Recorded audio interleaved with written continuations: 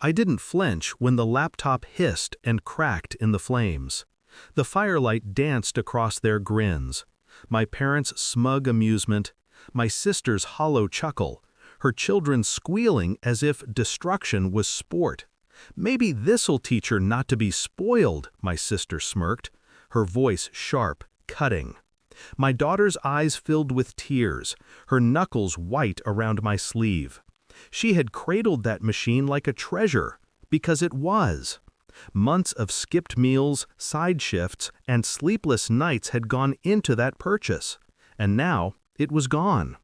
I just smiled. The whole room fell silent when I did. I was raised in that house, raised on the same laughter that mocked me now. My parents had always played favorites, and it was never me. My sister, the golden child, could do no wrong. Every failure of hers became a lesson for me. Every mistake, a family joke at my expense. I learned young that silence was a weapon. I learned to store anger the way others store money, patiently, carefully, waiting for the right investment. When my daughter was born, I swore the cycle would end with me. I promised her safety, pride, dignity. And when she begged for a laptop, one she swore she'd use for school, for art, for building a future, I made it happen.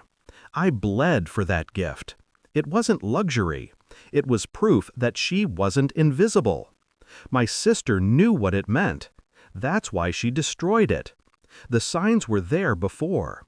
The way she glanced at me when my daughter showed her the laptop. The way my parents smirked when they asked how much it cost. The tone, dripping with contempt. $2,000 for a child? But I stayed quiet. I had already started my planning. I knew every weakness my family had. My father's taxes were a mess. He hadn't filed properly in years. My mother's cleaning business was nothing but under-the-table cash. My sister's husband was cheating on her, sloppy enough to leave proof scattered like breadcrumbs. I didn't create their vulnerabilities, I only collected them. Quietly, efficiently, like I always had. So when the flames swallowed my daughter's laptop and my family sneered at our loss, I did not shout, I did not cry. I only smiled. And I whispered to my daughter, "Watch." The first strike was subtle, an anonymous call to the IRS. Numbers, dates, evidence slipped through in the dark. My father's face the next week, ashen, trembling, as letters piled at his doorstep, demanding what he could not pay. Then my mother, her business exposed through a complaint to the Department of Labor. Fines that bled her savings dry, clients abandoning her overnight. And my sister, the jewel of the family. I left her husband's text messages in an unmarked envelope slipped beneath her pillow. Screenshots of hotel bookings, pictures he thought were private. She shattered. Screaming matches in the driveway, neighbors watching. Divorce papers soon followed. They didn't suspect me, not at first. Misfortune looked random when scattered across months. But when everything collapsed at once, when every weakness was dragged into the light, they began to see the pattern.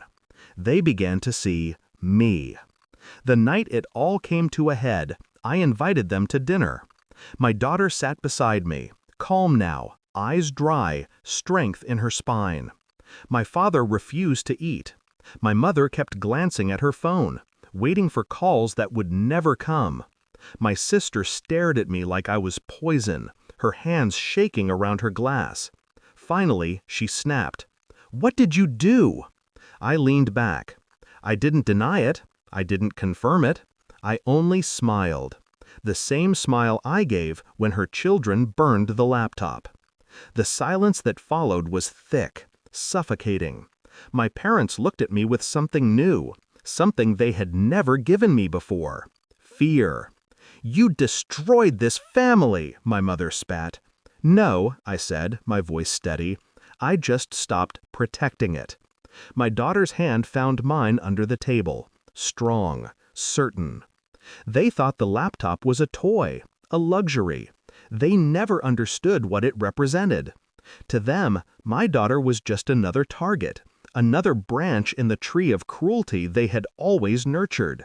But to me, she was everything, and I would burn their whole world before letting them touch her again.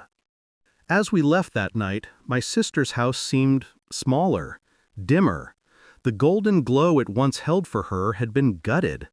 My daughter whispered, "Mom, was it worth it?" I looked at her, at the fire still reflected faintly in her eyes, and answered, "Yes, because now they know.